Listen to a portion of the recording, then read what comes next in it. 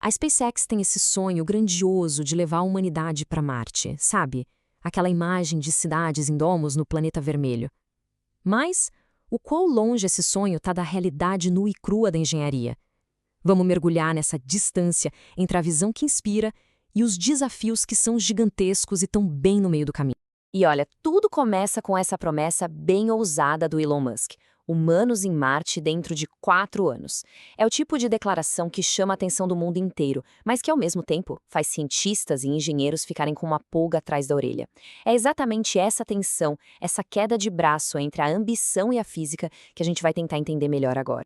O objetivo aqui não é só deixar umas pegadas na poeira vermelha e voltar. A ideia é construir um futuro para a humanidade, uma segunda casa, literalmente. É, sem dúvida, um dos planos mais audaciosos que a gente já viu. E no centro de tudo isso, dependendo do sucesso dela, está uma única e revolucionária peça de tecnologia. E essa peça-chave é a Starship. Ela não é só mais um foguete, é a ferramenta que, segundo a SpaceX, vai abrir as portas de Marte. Para a gente entender a visão, primeiro a gente precisa entender a máquina que foi projetada para nos levar até lá. Só para ter uma noção da escala, estamos falando de um monstro de 5.000 toneladas. Isso não é só uma melhoria, é uma redefinição completa do que um foguete pode ser. E é justamente esse tamanho, essa força toda, que permite à SpaceX repensar do zero como se viaja no espaço. Agora, o que é mais fascinante aqui é a mudança de filosofia. Pensa só, por décadas a engenharia espacial era uma batalha para economizar cada grama. A SpaceX simplesmente virou essa lógica de cabeça para baixo. Com lançamentos muito mais baratos, eles podem tratar a massa como um recurso e não mais como uma restrição. Isso, em tese, torna as missões mais simples e até mais seguras. E aqui a gente vê como tudo se encaixa. Reutilização total, uma capacidade de carga absurda e um único veículo que faz tudo. Lança, pousa em Marte e volta. A filosofia é bem simples, mas é revolucionária. Fazer com que foguetes operem mais como aviões de uma companhia aérea do que como projetos científicos de uso único que custam uma fortuna. Mas, bom, depois da visão inspiradora, a gente precisa dar um passo atrás e encarar a realidade. A engenharia espacial é uma área que não perdoa erros. E quando o destino é Marte, os desafios são elevados a uma potência completamente nova. O que nos leva à pergunta de $1 milhão. Com uma tecnologia tão nova que ainda nem foi totalmente provada em campo, quão realistas são essas promessas de chegar a Marte num piscar de olhos? Onde é que a ambição esbarra na física? E aqui a gente tem o outro lado da moeda. Uma análise do Jet Propulsion Laboratory da NASA sugere um cronograma muito mais longo. Não 4 anos, mas de 10 a 20. É uma diferença gigantesca. Então a questão é, por que essa discrepância toda? Essa diferença de mais de uma década não é por acaso. Ela está baseada em alguns dos desafios de engenharia mais difíceis que a humanidade já pensou em encarar. Vamos dar uma olhada neles?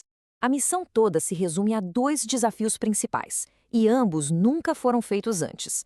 Primeiro, o tal do EDL, entrada, descida e pouso de um veículo do tamanho de um prédio em Marte, algo 200 vezes mais pesado do que qualquer coisa que já pousou lá.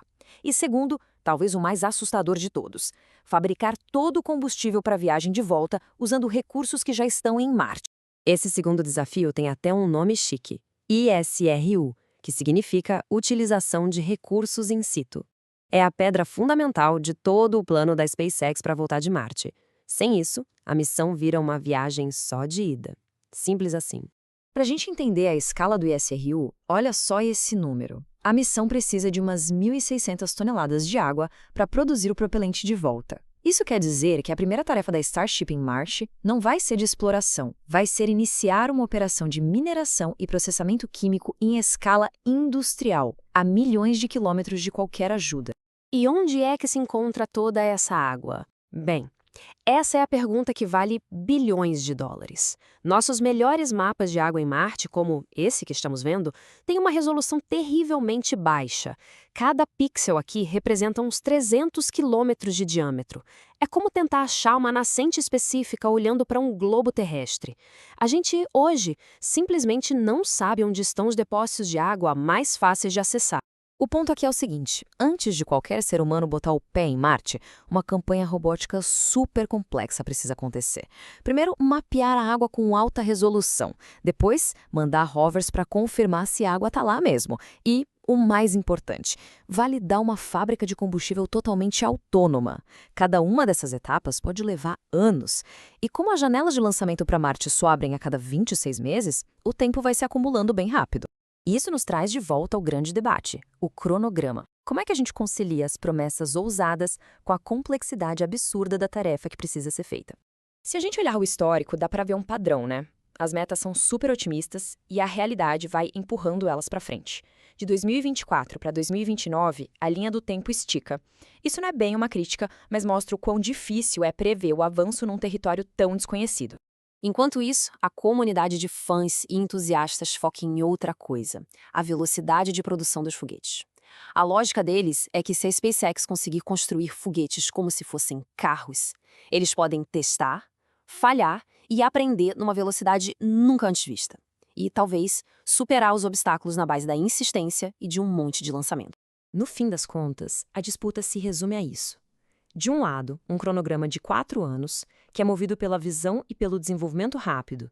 Do outro, uma estimativa de 15 anos, baseada na necessidade de desenvolvimento e validação científica, passo a passo, sem pular etapas. Então, afinal, a gente está diante de uma missão impossível? Ou só de uma missão cujo verdadeiro cronograma é muito mais longo do que o marketing sugere? Os dois lados do argumento são bem claros. Aqui a gente vê o choque de duas filosofias. De um lado, o lema da SpaceX: erre rápido, aprenda mais rápido ainda. Uma abordagem que, convenhamos, revolucionou o lançamento de satélites. Do outro, a visão científica mais tradicional, que diz que Marte é um jogo diferente, que exige paciência e validação metódica antes de arriscar vidas humanas. No fim do dia, tudo se resume a este fato, que é inegável. A viagem de volta depende totalmente da capacidade de criar a operação de mineração e fabricação de combustível mais remota e complexa da história. É um pré-requisito absoluto, não tem margem para erro. O que nos deixa com essa pergunta final: será que essas promessas tão ousadas são uma ferramenta de motivação, um jeito de empurrar os limites do que a gente acha que é possível?